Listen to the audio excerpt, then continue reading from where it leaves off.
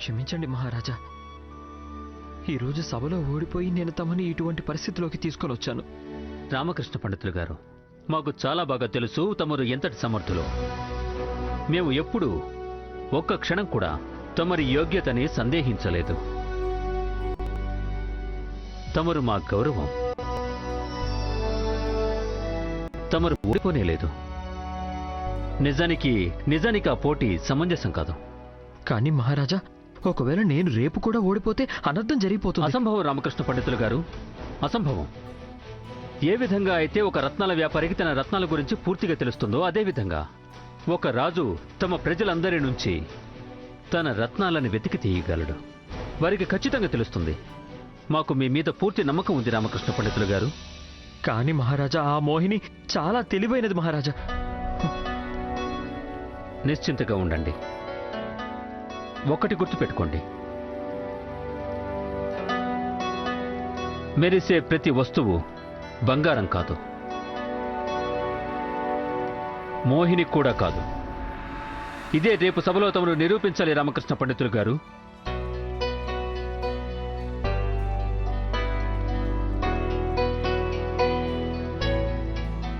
రామకృష్ణ పండితులు గారు, మేము తమకు సహాయం చేయడానికి ప్రయత్నిస్తున్నాం. కానీ ఒకవేళ మేము ఇక్కడ ఉండడం వల్ల తమరు అధ్యయనం చేయడానికి ఇబ్బందిగా ఉంటే మేమిక్కడి నుంచి వెళ్ళిపోతాము. లేదు మహారాజా, అలాంటిది ఏమీ లేదు. తమరి రాకతో నా ఆత్మవిశ్వాసం ఇంకా పెరిగింది. తమరు కూర్చోండి. నేను మిమ్మల్ని ఎక్కడ కూర్చోబెట్టను?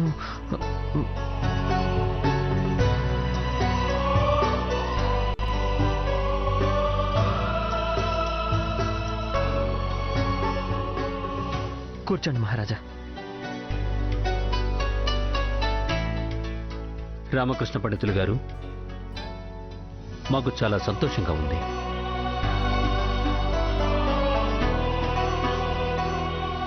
తమరు కూడా కూర్చోండి.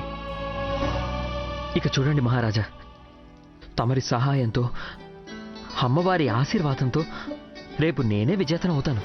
భళా భళా. అధ్యయనం మొదలు పెడదామా? అలాగే.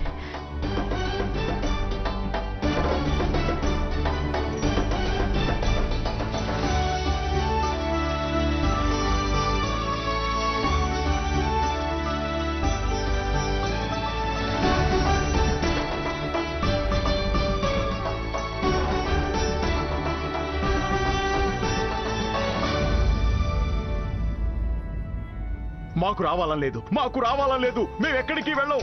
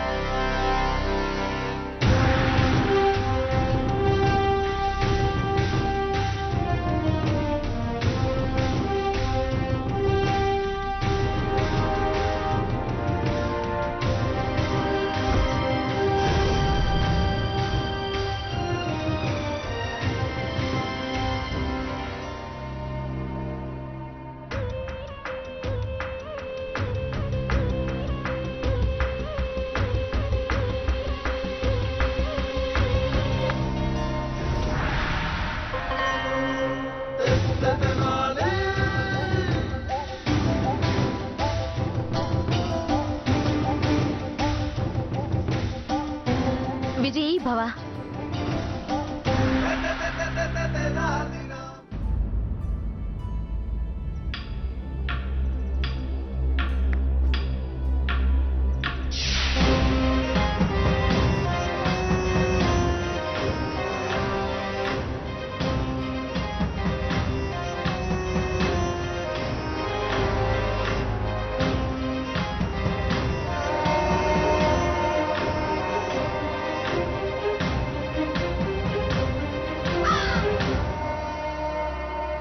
మొత్తం అందరూ వచ్చేశారు. రామకృష్ణ పండితులు గారు ఎక్కడా?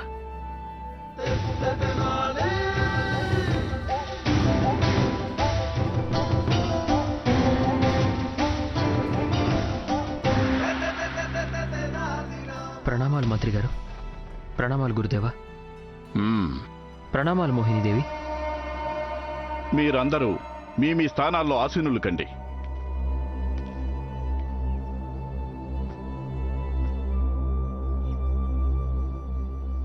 మహారాజు శ్రీకృష్ణదేవరాయల వారికి జై. మహారాజు శ్రీకృష్ణదేవరాయల వారికి జై. మహారాజు శ్రీకృష్ణదేవరాయల వారికి జై. మహారాజు శ్రీకృష్ణదేవరాయల వారికి జై. మహారాజు శ్రీకృష్ణదేవరాయల వారికి జై. మహారాజు శ్రీకృష్ణదేవరాయల వారికి జై. మహారాజు శ్రీకృష్ణదేవరాయల వారికి జై.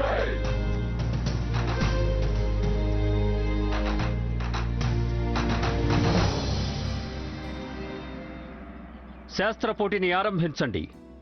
మహారాజా, ఏ విధంగా అయితే మోహినీదేవి అడిగిన ప్రశ్నలకి సమాధానం చెప్పడానికి రామకృష్ణ పండితులకు సమయాన్ని నిర్ధారించడం జరిగిందో, సరిగ్గా అలానే రామకృష్ణ పండితుల వారు అడిగే ప్రశ్నలకి సమాధానం చెప్పడానికి మోహినీదేవి గారికి కూడా సమయాన్ని నిర్ధారించడం జరిగింది. రామకృష్ణ పండితులు గారు, ప్రశ్నలు అడగడం ఆరంభించండి.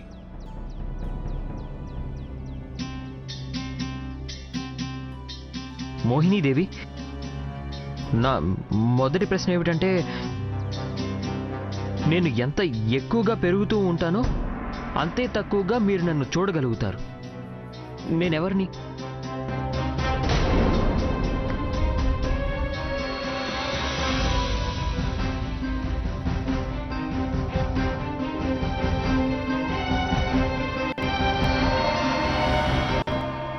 అందుకు సమాధానం అంధకారం.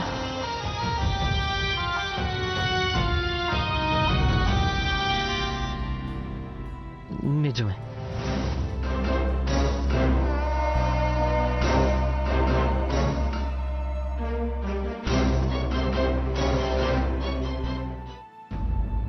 ఇప్పుడు నా రెండవ ప్రశ్న. దాని పేరు పిలవగానే అది మాయమైపోతుంది, అదేమిటో మీరు సమాధానం చెప్పండి.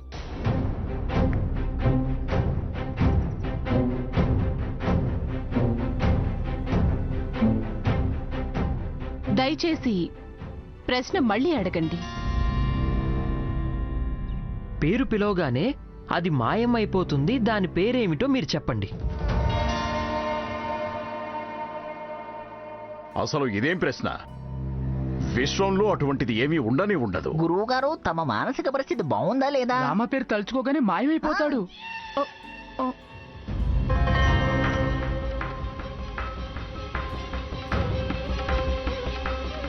దీనికి సమాధానం మాకు తెలీదు.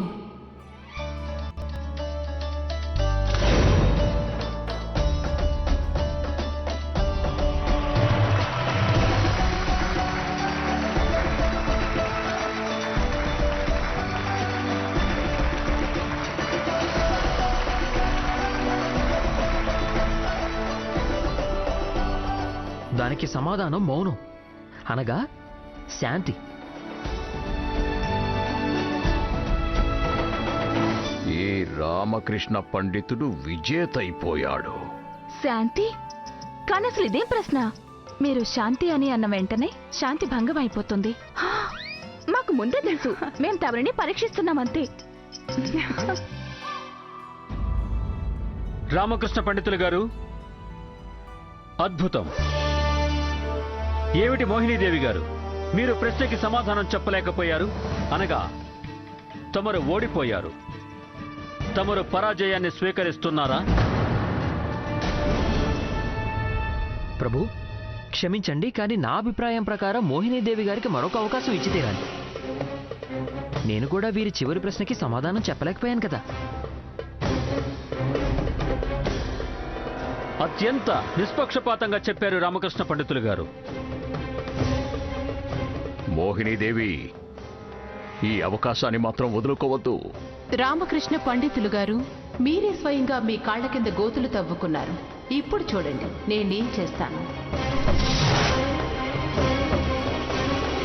ఇక మోహినీదేవి గారు మిమ్మల్ని 7 ప్రశ్నలు అడగడం జరుగుతుంది. ఈ 7 ప్రశ్నల నుంచి ఒక్క ప్రశ్నకి సమాధానం మీరు చెప్పలేకపోయినా తమరు ఓడిపోయారని ప్రకటించడం జరుగుతుంది. మోహినీదేవి, నా 3వ ప్రశ్న. నాకు భోజనం పెడితే నేను జీవించుంటాను, నాకు నీరిస్తే నేను మరణిస్తాను. చెప్పండి, నేనెవరిని?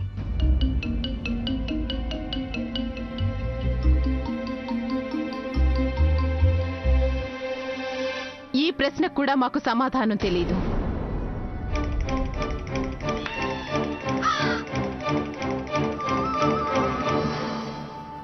సమాధానం అగ్ని. అగ్నిలో ఎండిపోయిన పుల్లలు, ఆకులు, కొమ్మలు గనుక వేస్తే అగ్ని ఇంకా ఎక్కువగా జ్వలిస్తుంది. కానీ ఒకవేళ నీరు పోసినట్టయితే అది అప్పుడే మరణిస్తుంది.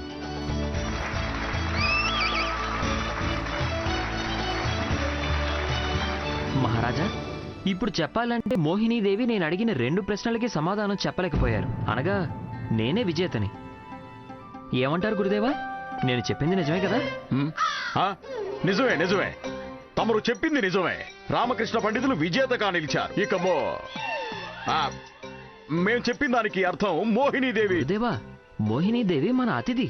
మరీ అంత నిర్దయగా ఉండకండి. అసలు తమరేం చెప్పాలనుకుంటున్నారు రామకృష్ణ పండితుల వారు?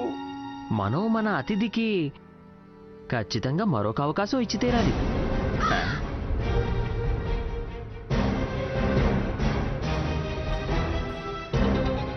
తప్పకుండా తప్పకుండా. అతిథి దేవో భవ, అతిథి దేవో భవ మహారాజా. తమరు చెప్పింది నిజమే రామకృష్ణ పండితులు. మోహినీదేవి గారికి మరొక్క అవకాశం ఇవ్వబడుతుంది.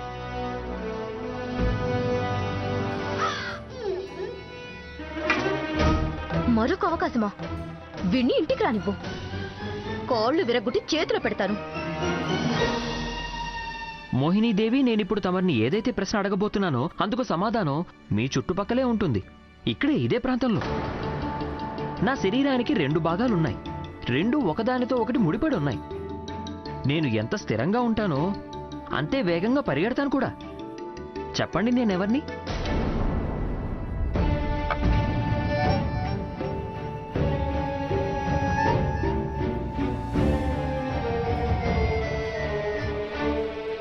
మాకు ఈ ప్రశ్న కూడా సమాధానం తెలీదు.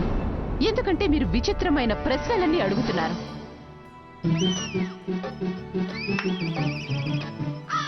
రామకృష్ణ పండితుల వారు, మీరే అన్నారు కదా ఈ ప్రశ్నకి సమాధానం రాజ్యసభలోనే ఉందని. మేం కూడా తెలుసుకోవాలనుకుంటున్నాం. సమాధానం ఏమిటి? గురుదేవా, ఈ ప్రశ్నకి సమాధానం సరిగ్గా మీ ఎదురుగానే ఉంది. ఆ ఇసుక గడియారం.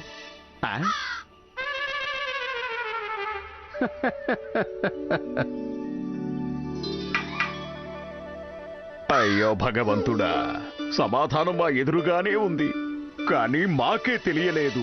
అయితే ఈ పోటీలో విజేత రామకృష్ణ పండితులు. ఎందుకంటే రామకృష్ణ పండితులు 9 ప్రశ్నల్లో 8కి సమాధానాలు చెప్పారు. కానీ మోహినీదేవి గారు రామకృష్ణ పండితులు అడిగిన 4 ప్రశ్నల్లో కేవలం ఒక్కదానికి మాత్రమే సమాధానం చెప్పగలిగారు. కాబట్టి రామకృష్ణ పండితులు గారు సంపూర్ణంగా నిజమైన విజేతగా నిలిచారు.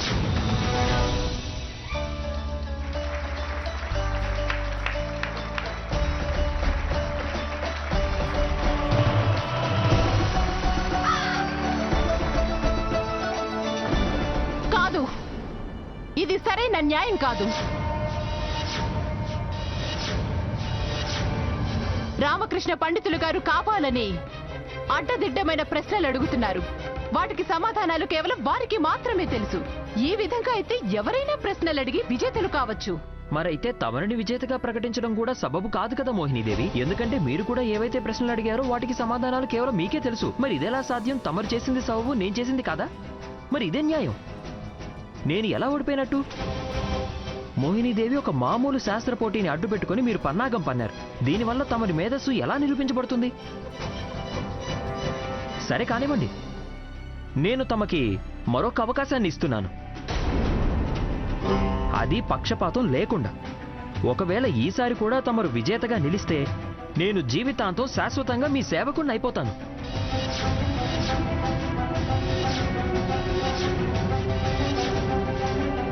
తమరు తమ మేధస్సుని నిరూపించుకోవాలనుకుంటున్నారు కదా? అయితే పక్షపాతం లేని ఒక పోటీ జరుగుతుంది. ఇక్కడ ఉన్న ప్రతి ఒక్కరూ ఒక్కొక్క ప్రశ్న అడుగుతారు. మన ఇద్దరిలో నుంచి ఎవరైతే ఆ ప్రశ్నలకి ముందుగా సమాధానం చెప్తారో వారే విజేతలవుతారు. ఈ పోటీ నిరూపిస్తుంది ఎవరికి ఎంత జ్ఞానం ఉందో. ఎవ్వరూ మన ఇరువురి మీద పక్షపాతం చూపి మనల్ని సులువైన ప్రశ్నలు ఎవ్వరూ అడగరు. పైగా మనిద్దరికీ మన మేధస్సుని నిరూపించుకోవడానికి సమాన అవకాశం దక్కుతుంది. ఇందుకుగాను నాకు మహారాజుల వారి అనుమతి కావాలి. ఖచ్చితంగా.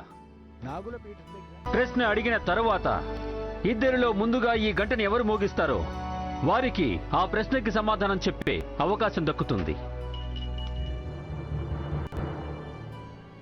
చెప్పండి మోహినీదేవి గారు, మీరు ఈ పోటీకి సమ్మతిస్తున్నారా లేక తమ ఓటమిని స్వీకరిస్తున్నారా? ఎప్పటికీ జరగదు. ఈసారి మేము మిమ్మల్ని ఖచ్చితంగా ఓడిస్తాము. కానీ నాదొక షరతు. ఈ పోటీలో మహారాజు గారి గౌరవం, వారి ప్రతిష్టలకి సంబంధం ఉండకూడదు. ఇది కేవలం మన మధ్య మాత్రమే జరుగుతుంది. ఇది మీకొక అవకాశం తమరి ప్రతిష్టని మళ్ళీ నిరూపించుకోవడానికి.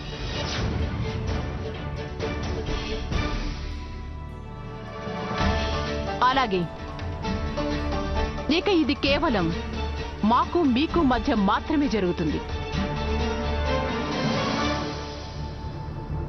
అప్పాజీ, అందరికంటే ముందు తమరు వీరిని ప్రశ్న అడగండి. జనం ఎప్పుడూ నన్ను కోరుకుంటూ ఉంటారు, కానీ ఎదుర్కోవడానికి తటపటాయిస్తూ ఉంటారు. ఎవరు నేను? సమాధానం సత్యం. తమరి సమాధానం సరైనది. ఆచార్య, తర్వాతి ప్రశ్న తమరు అడగండి. అలాగే మహారాజా. మనిషి వద్దనుకుంటూనే అందులో ఇరుక్కుపోయే జాలం ఏమిటి? చెప్పండి.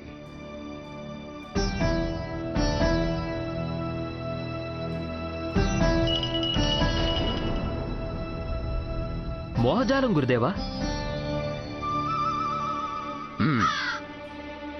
సరైన సమాధానం.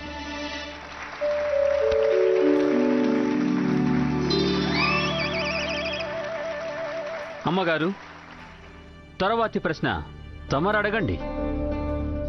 ఏంటది?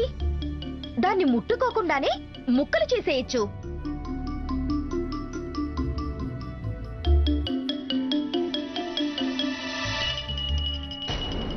వాగ్దానం. భలా భలా రామకృష్ణ పండితులు గారు. రామకృష్ణ పండితుల వారు 2 సమాధానాలు చెప్పేశారు, కానీ మోహినీదేవి గారు చెప్పింది ఒక్కటే. శారదాదేవి, తమరు కూడా ప్రశ్న అడగండి. ఏంటది? అది రోజంతా తమతో పాటే ఉంటుంది. ఎప్పటికీ తమను విడిచిపెట్టి వెళ్ళిపోదు.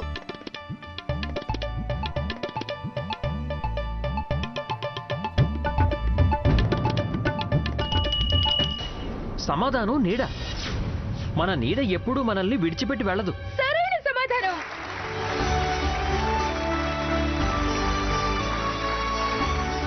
ఇప్పుడు మా మహారాణులకు కూడా ప్రశ్న అడిగే అవకాశం దక్కి తీరాలి. ఇంతకీ ఏమిటా పదం? దాని ఉచ్చారణ ఎప్పుడూ తప్పుగానే ఉంటుందా? తప్పు. తమరి ఉద్దేశం ఏమిటి? ప్రశ్న తప్పనా? మహారాణి గారు తప్పనా? అయ్యో, లేదు లేదు గురుదేవా, ప్రశ్నలోనే సమాధానం కూడా ఉంది. ఈ ప్రశ్నకి సమాధానమే తప్పు. మాకు సరైన సమాధానం చెప్పాలి. రామకృష్ణ పండితులు గారు చెప్పింది నిజమే. ఈ ప్రశ్నకి సమాధానం తప్పు. ఎందుకంటే కేవలం తప్పు అనే ఒకే ఒక పదం, దాని ఉచ్చారణ కూడా తప్పుగానే ఉంటుంది. ఆహా. అవునవును అవును మహారాజా. రామకృష్ణ పండితులు గారు, సరైన సమాధానం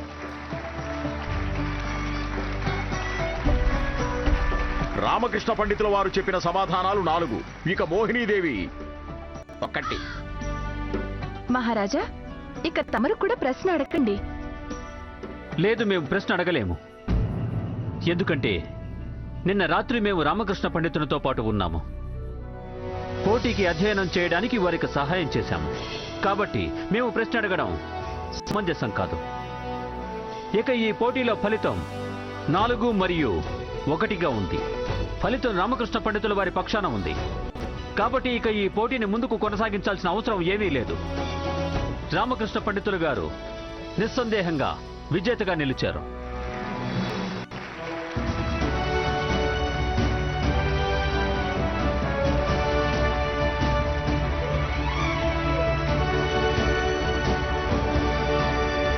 మేము ఈ పోటీని ఎట్టి పరిస్థితుల్లోనూ ఒప్పుకోలేము. ఇదసలు నిష్పక్షం కానే కాదు. ఇక్కడున్న అందరికీ రామకృష్ణ పండితులు బాగా తెలుసు. వారితోనే ఉంటారు. ఎవరైనా ఒక వ్యక్తి వీరిని అస్సలు తెలియని వారు ప్రశ్న అడిగితే సమాధానం మేము చెప్పలేకపోతే అప్పుడే మేము మా పరాజయాన్ని స్వీకరిస్తాము.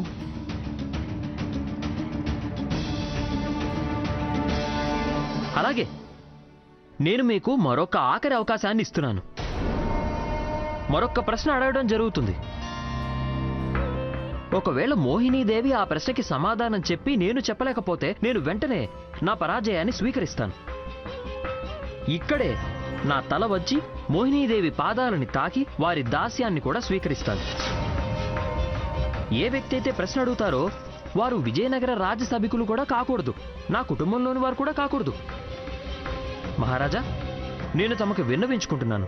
ఈ పోటీ సరైన పోటీగా నిలవాలంటే ఆ 8 మంది పండితులు ఎవరైతే మోహినీదేవి పల్లకిని మోస్తున్నారో వారిలో ఒకరు ప్రశ్న అడగాలి.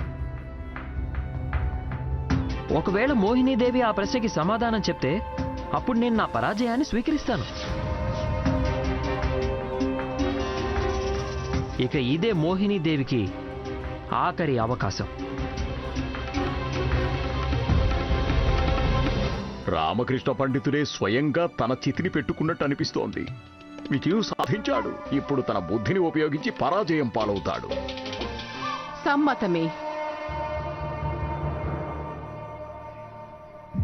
సంధ్యా సమయం తర్వాత మహాపండితుల్ని ప్రశ్న అడగటానికి ఇక్కడికి తీసుకురావడం జరుగుతుంది.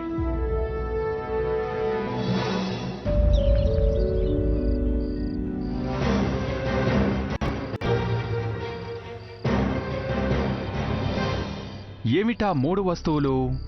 అవి మనుషుల్లో మాత్రమే ఉంటాయి, ఇతర జంతు జీవులలో ఉండవు.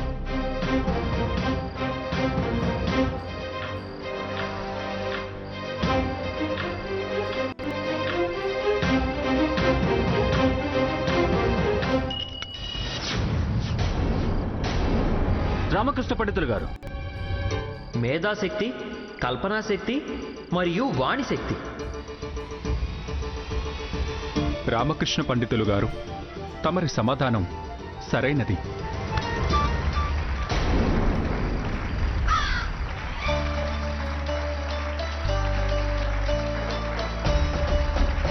అద్భుతం రామకృష్ణ పండితులు, అద్భుతం.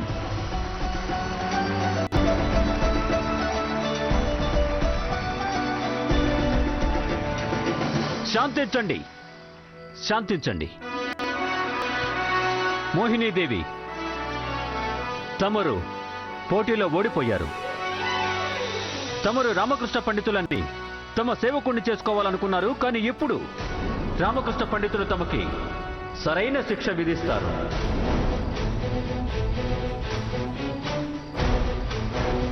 మోహినీదేవి, ఈ రోజు వరకు తమరు తమ మేధాశక్తి పేరుతో ఈ మహాపండితులని మూర్ఖులం చేశారు. అన్ని రాజ్యాల్లోని ఈ మహాపండితులని తమరు కేవలం ఆ ప్రశ్నలు మాత్రమే అడిగారు. వాటికి సమాధానాలు కేవలం మీకు మాత్రమే తెలుసు. పైగా మోసం చేసి వీరిని తమ సేవకులుగా చేసుకున్నారు. తమరు ఆ ఆచార్యుల వారు అడిగిన ప్రశ్నలకి సమాధానం చెప్పలేకపోయారు కాబట్టి ఇక మీదట తమకి ఎటువంటి అధికారమూ లేదు వీరిని తమ సేవకులుగా ఉంచుకోవడానికి.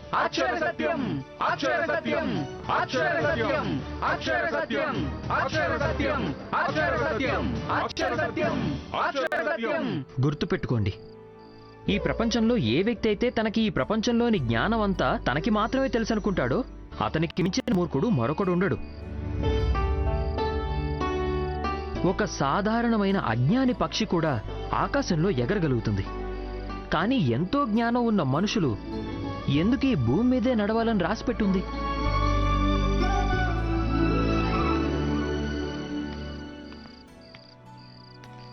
మీరు చెప్పారు కదా, ప్రేమ నవరసభరితం అని. ఈరోజు నేను మీకు చెప్తున్నాను మోహినీదేవి గారు, తమరి సమాధానం సరైనది కాదు. ప్రేమంటే ఏమిటో నేను చెప్తాను.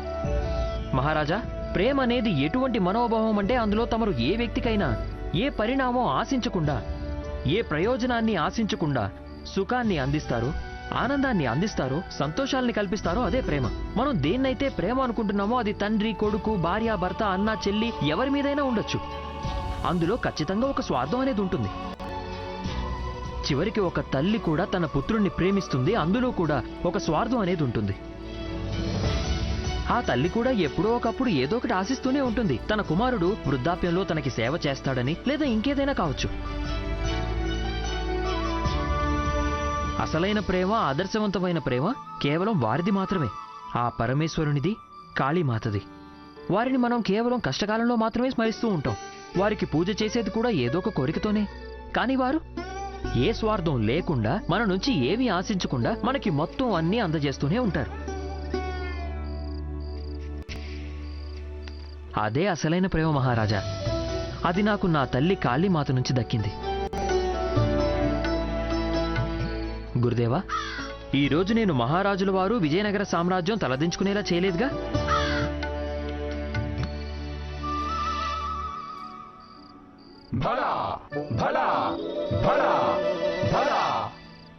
రామకృష్ణ పండితులు గారు, మేము మీకు శుభాకాంక్షలు తెలుపుతున్నాము. కేవలం ఈ కారణం చేత కాదు, మీరు పోటీలో గెలిచినందుకు కాదు. నిజానికి ఎందుకంటే తమరు అందరికీ ప్రేమకి అర్థమేమిటో తెలియజేశారు. పైగా తమరు విజయనగర సామ్రాజ్య గౌరవాన్ని కూడా కాపాడారు.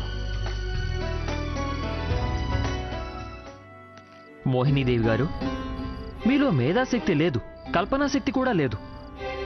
ఎందుకంటే మీరు అస్సలు ఊహించుకోలేకపోయారు. ఇంతమంది మహాపండితులని బందీలుగా చేసి వారి వాణి శక్తిని లాక్కొని మీరు ఎంత ఘోరమైన అపరాధం చేశారు.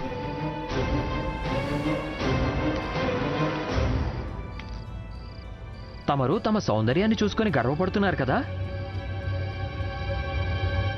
అందుకే ఈరోజు శిక్ష స్వరూపంగా నేను తమ నుంచి ఒక స్త్రీ యొక్క రూపానికి అన్నిటికంటే ముఖ్యమైన వస్తువుని దూరం చేయబోతున్నాను.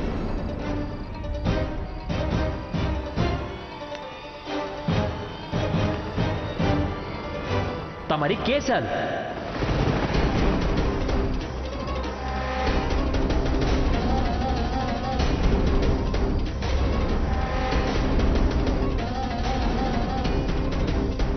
మమ్మల్ని క్షమించండి.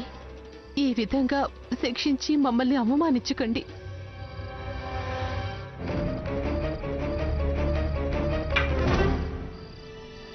కేశాలు కేవలం స్త్రీ సౌందర్యానికి మాత్రమే ప్రతీక కాదు, అవి స్త్రీ గౌరవానికి ప్రతీక కూడా.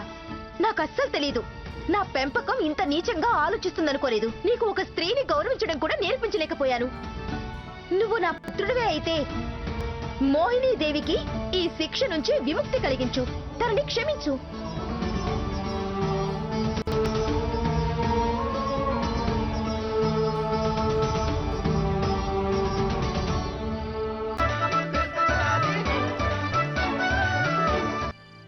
చూసారా మోహినీదేవి గారు, ఈవిడొక తల్లి, ఈవిడొక స్త్రీ.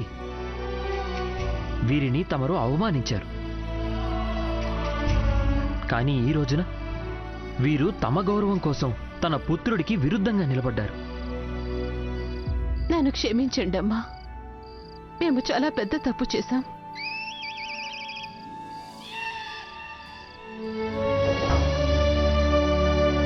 రామకృష్ణ పండితులు గారు, ఈరోజు తమ కారణంగా ఈ పండితులందరూ విముక్తి పొందారు. మోహినీదేవి తమకి క్షమాపణ దక్కాలి అంటే మీరు ఈ మహాపండితుల దాస్యాన్ని స్వీకరించి వాళ్ళందరితో ఎన్ని రోజులైతే సేవ చేయించుకున్నారో అన్ని రోజులు తమరు కూడా వారికి సేవ చేయాల్సి ఉంటుంది. మాకు సమ్మతమే. తమరు కూడా మమ్మల్ని క్షమించండి.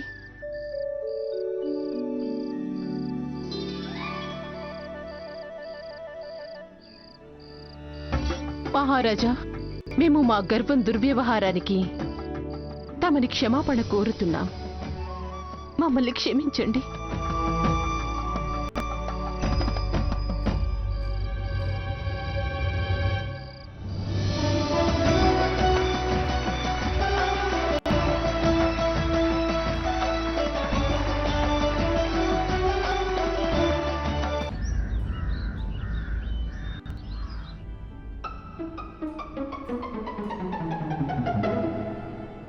రావడానికి ఎందుకు ఆలస్యం అయింది?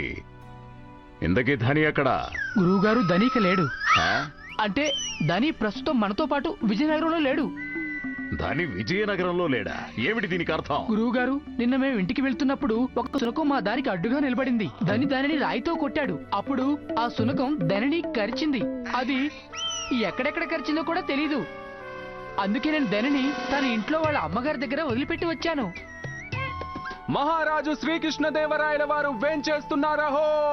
మహారాజు శ్రీకృష్ణదేవరాయల వారికి జై! మహారాజు శ్రీకృష్ణదేవరాయల వారికి జై! మహారాజు శ్రీకృష్ణదేవరాయల వారికి జై! మహారాజు శ్రీకృష్ణదేవరాయల వారికి జై! మంత్రి గారు, మహారాజా రాజ్యసభ కార్యకలాపాలు ఆరంభించండి. మహారాజా, బెల్లంకొండ గ్రామం నుంచి వచ్చిన మహాశయులు ప్రతాప్ గారు తమని కలవాలని కోరుకుంటున్నారు. తప్పకుండా సగౌరవంగా వారిని సభకి ఆహ్వానించండి. అలాగే మహారాజా.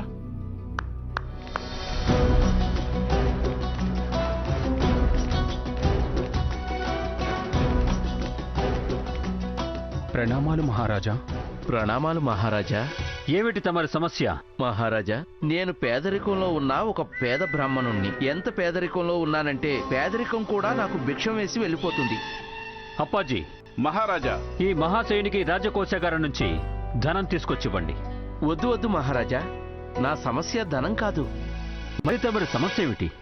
మహారాజా, నాకు ఒక రూపవతి, గుణవతి, ఎంతో సిగ్గుపడే సుప్రియ అనే కుమార్తె ఉంది. తమరి కుమార్తె తమరికి సమస్య? లేదు లేదు మహారాజా, నాకు కుమార్తె సమస్య కాదు. నేను తనకి వివాహం జరిపించాలి. వివాహాన్ని నిశ్చింతగా జరిపించండి, నిశ్చింతగా జరిపించండి. ఈ వివాహానికి కావలసిన ఏర్పాట్లు మరియు ఖర్చులు రాజకోశాగారం నుంచి ఇవ్వడం జరుగుతుంది. పుత్రిక వివాహం సమస్యగా ఉండకూడదు. మహారాజా, నేను పేదరికంలో ఉన్న ఒక పేద బ్రాహ్మణుణ్ణి. ఎంత పేదరికంలో ఉన్నానంటే పేదరికం కూడా నాకు భిక్షం వేసి వెళ్ళిపోతుంది. కానీ నా కుమార్తె వివాహానికి ఖర్చు సమస్య కాదు మహారాజా. మరైతే తమరి సమస్య ఏమిటి మహాశయ? మహారాజా, నా సమస్య ఈ ఇద్దరు యువకులు, శ్రీనాథ్, ప్రసాద్.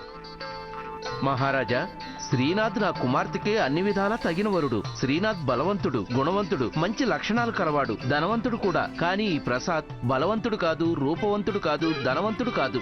నేను ఇరకాటంలో పడిపోయాను మహారాజా. నేను నా కుమార్తెను వీరిద్దరిలో ఎవరికిచ్చి వివాహం జరిపించాలి అని. ఈ నిర్ణయం తీసుకోవాల్సింది తమరి కుమార్తె కదా.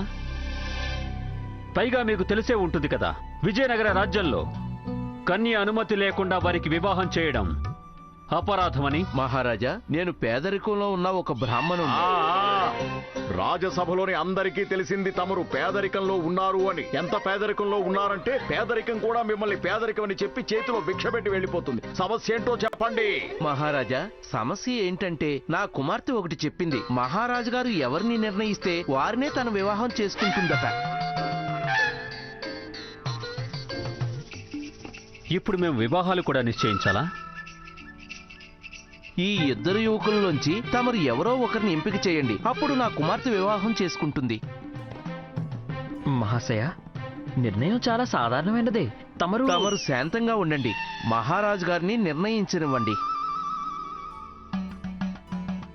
మేం చెప్తాం. తమరి కుమార్తె క్షమించండి ఆచార్య, నా కుమార్తె ఎవరిని వివాహం చేసుకోవాలో అది మహారాజు గారే నిర్ణయించాలి. దయచేసి తమరు మౌనంగా ఉండండి. నీకు ఎంతటి దుస్సాహసం! మమ్మల్నే మౌనంగా ఉండమని ఆదేశిస్తున్నావా? నేను తమరిని వేడుకుంటున్నాను ఆచార్య. అర్థమైంది. మేం మౌనంగా ఉంటాం. మీరు కూడా మౌనంగా ఉండండి. మహారాజా, నేనేం చెప్తున్నానంటే ఇటువంటి సంఘటనలు ఎన్నో జరిగాయి. అవి తెలుసుకోవటం పట్ల నిర్ణయం తీసుకోవటం తమకు కాస్త సులువవుతుంది. అంటే మహారాజా, నిన్న రాత్రి మేము విజయనగరం వచ్చేసాం. మా అందరికీ ఆకలి వేసింది. శ్రీనాథ్ మమ్మల్ని ఒక ధర్మశాలకి తీసుకువెళ్ళాలి అనుకున్నారు. అక్కడ వంటశాలలో పిండి వంటలు చేస్తున్నారు. కానీ ప్రసాద్ అందుకు ఒప్పుకోలేదు. అతను మమ్మల్ని ఒక ముసలావిడి ఇంటికి తీసుకువెళ్ళాడు. అక్కడ మేము ధనం ఇచ్చి పెరుగన్నం తిన్నాం. దాని తర్వాత శ్రీనాథ్ ధనం ఖర్చు పెట్టి ఒక ధర్మశాలలో ఎంతో సౌకర్యంగా ఉన్న ఒక గదిని అద్దెకి తీసుకున్నాడు. కానీ ప్రసాద్ మొండితనం కారణంగా మేము ఒక బావి పక్కన ఆరు బయట పడుకోవలసి వచ్చింది. మహారాజా, నా పేదరికాన్ని చూసి రాజ్యసభకు రావటానికి శ్రీనాథ్ నాకు అమూల్యమైన వస్త్రాలను బహుకరించాడు. కానీ ఈ ప్రసాద్ ఆ వస్త్రాలను నీటితో తడిపేశాడు. మహారాజా, ఒకవేళ నా కుమార్తె గనుక ఈ నిర్ణయం తమరికి వదిలి ఉండకపోతే నేను ఈ ప్రసాద్ని పంపించేసి శ్రీనాథ్తోనే నా కుమార్తెకు వివాహం జరిపించేవాణ్ణి. మరొక సంఘటన కూడా ఉంది. ఇంటి నుంచి బయలుదేరేటప్పుడు నా కుమార్తె సుప్రియ శ్రీనాథ్కి ఎంతో విలువైన బంగారు ఉంగరాన్ని కానుకగా ఇచ్చింది.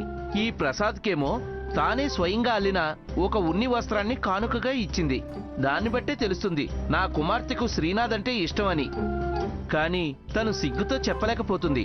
నిర్ణయం తమరి మీదే వదిలేసింది. మహారాజా, నాది ఒక విన్నపం. ఇరుపక్షాలని క్షుణ్ణంగా అర్థం చేసుకుని మాత్రమే తమరు నిర్ణయం తీసుకోండి.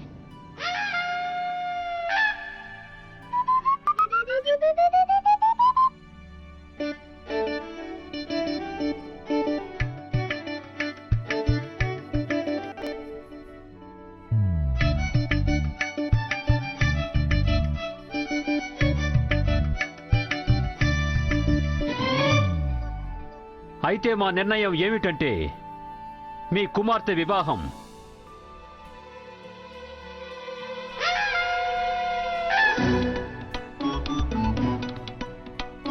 ప్రసాదుతో జరిగి తీరాలి.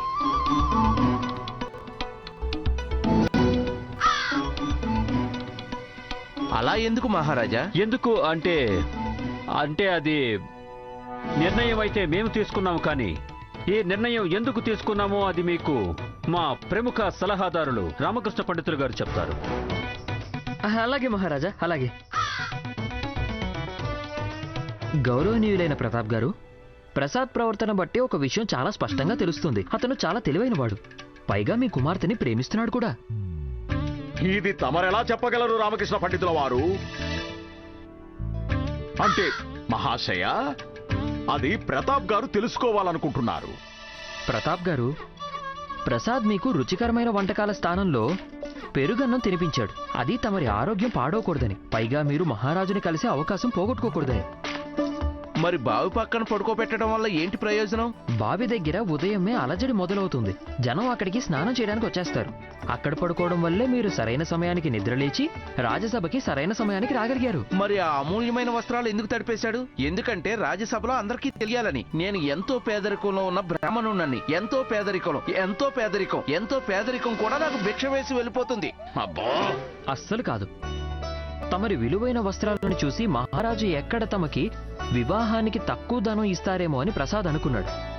ఇది రాజ్యసభ నియమం. అవసరం ఉండి ఇక్కడికి విచ్చేసిన ప్రతి ఒక్కరికి మహారాజు వారు యోగ్యతని బట్టి దానం ఇస్తూ ఉంటారు. పైగా మీ కుమార్తెకి కూడా ప్రసాదే నచ్చాడు. ఇది తమరు ఎలా చెప్పగలరు? నిజానికి నా కుమార్తె స్వయంగా తన చేత్తో శ్రీనాథ్కి బంగారు ఉంగరాన్ని కానుకగా ఇచ్చింది. ఈ ప్రసాద్కి మాత్రం సాధారణ ఉన్ని వస్త్రాన్ని ఇచ్చింది. అది తమరి దృష్టిలో సాధారణమైనది అయ్యుండొచ్చు. ఆలోచించండి, ఒక బంగారు ఉంగరాన్ని ఏ కంసాల దగ్గరైనా మనం కొనుక్కోవచ్చు. కానీ తన చేత్తో తయారు చేసిన వస్తువుతో మీ కుమార్తె మనోభావాలు కూడా ముడిపడి ఉంటాయి. తనకది తయారు చేయడానికి ఎన్నో మాసాల సమయం పట్టుంటుంది. మరి అలాంటి వస్తువుని బాగా ఇష్టమైన వారికే కదా ఇస్తాం. కానీ తనే స్వయంగా చెప్పి ఉండొచ్చు కదా. తను మమ్మల్ని మహారాజు దగ్గరికి ఎందుకు పంపించింది? తమరి కుమార్తె చాలా తెలివైన కన్య. క్షమించండి, నేను తమరిని అవమానించాలని అనుకోవడం లేదు. కానీ తనకి తెలుసు తమరు చాలా పేదరికంలో ఉన్న బ్రాహ్మణులని. అందుకే తన వివాహం కోసం ఒక పేదరికంలో ఉన్న వ్యక్తిని ఎంచుకుని తమరి మనసుని బాధ పెట్టాలనుకోలేదు. అందుకే వారు ఈ నిర్ణయాన్ని మహారాజు గారి మీద వదిలేశారు. పైగా నేను పూర్తి నమ్మకంతో కూడా చెప్పగలను, ఈ సమయంలో తను కూడా ఇదే రాజ్యసభలో ఉండుండాలి. సుప్రియ గారు, నాకు తెలుసు ప్రస్తుతం తమరు మీరు ఇదే సభలో ఉన్నారని. దయచేసి అందరి ముందుకు రండి.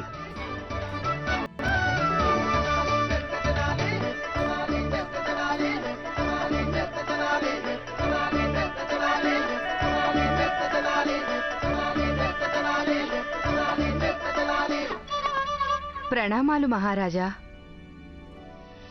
రామకృష్ణ పండితులు గారు, తమకెలా తెలిసింది సుప్రియాదేవి ఇక్కడే ఈ రాజ్యసభలోనే ఉన్నారని?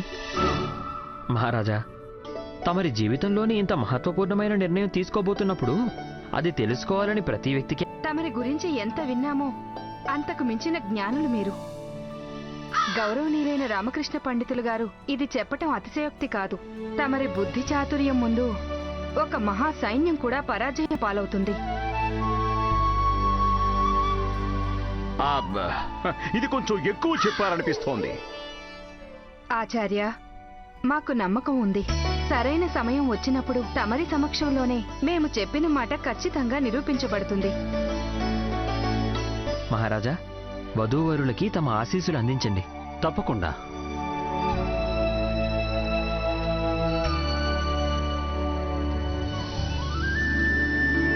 తమరి జీవితం మంగళప్రదంగా ఉండాలి. అప్పాజీ. అలాగే మహారాజా.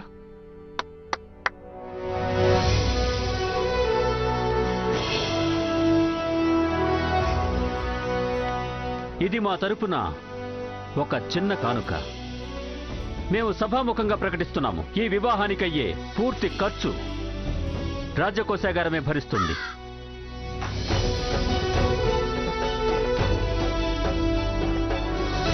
నాకు తెలుసు తమకి ఈ నిర్ణయం వల్ల బాధ కలిగి ఉండొచ్చు, కానీ తమరు చాలా మంచి వ్యక్తి, రూపవంతులు, బుద్ధివంతులు, ధనవంతులు కూడా.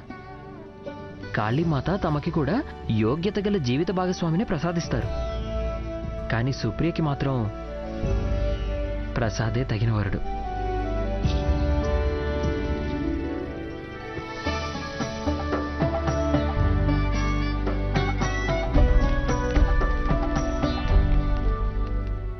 మహారాజా, మన విజయనగర శ్రేష్ఠులైన మల్లయుద్ధ వీరుడు శ్రీ కేసరి వల్లభుడు మరో మల్లయుద్ధ వీరుడైన ధూపసహిత దుర్జనుడికి మధ్య మల్లయుద్ధం జరుపుటకు నిశ్చయం జరిగింది.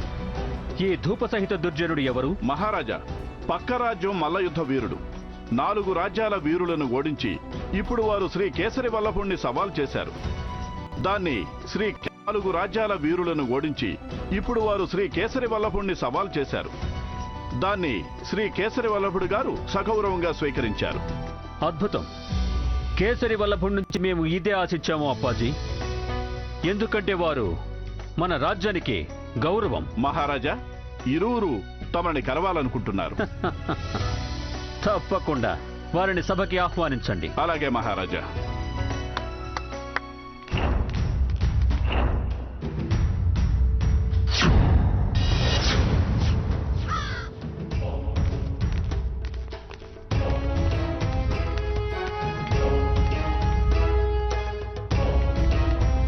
ప్రణామాలు మహారాజా.